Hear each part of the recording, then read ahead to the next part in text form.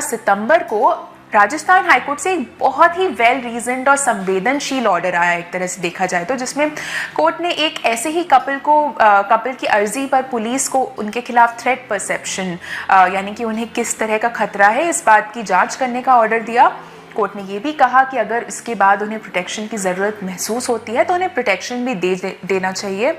अब इस केस में 2 पिटिशनर्स जो थे, लीला बिश्नोई और फरसीराम बिश्नोई, इनमें से लीला जो थी वो शादीशुदा थी, लेकिन अब वो फरसीराम के साथ लिव इन में रह रही थी। उन्होंने कोर्ट को बताया कि उनके ससुराल वाले उन्हें प्रताड़ित कर रहे थे क्योंकि उन्होंने एक बच्ची को जन्म दिया था। उन्होंने अब कॉन्स्टिट्यूशन के आर्टिकल 21 का हवाला देते हुए सुरक्षा की मांग की थी कोर्ट से। हम जानते हैं कि आर्टिकल 21 जो है वो जीवन और व्यक्तिगत स्वतंत्रता यानी कि right to life and personal liberty के अधिकार की गारंटी देता है। अब इस बात पर राजस्थान हाईकोर्ट ने जोर दिया कि कॉन्स्टिट्यूशन के आर्टिकल 21 के तहत सुरक्षा का दावा करने का अधिकार राज्य पर एक संवैधानिक जनादेश यानी कि कॉन्स्टिट्यूशनल मैंडेट है और सभी लोगों द्वारा समान रूप से इस अधिकार का लाभ उठाया जा सकता है। जजमेंट में हाईकोर्ट ने आर्टिकल 21 से जुड़े कई सिद्धांतों की भी बात की।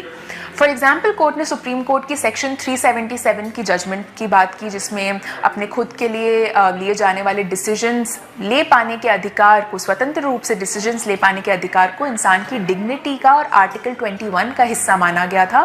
फिर कोर्ट ने हदिया के केस की भी बात की, इस बात को दोहराते हुए कि किसी भी इंसान को शादी या रिश्ते या रिलेशनशिप में उसकी पसंद या उपयुक्तता के मामलों में इंटरफेयर करना ये अदालत के आधिकारिक क्षेत्र में नहीं आता है।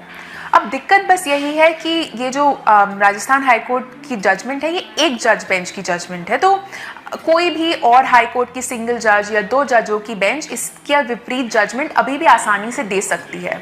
तो अब जब तक इस विषय पर सुप्रीम कोर्ट का जजमेंट नहीं आ जाता तब तक इस विषय पर कंट्रोवर्सी जारी रहेगी।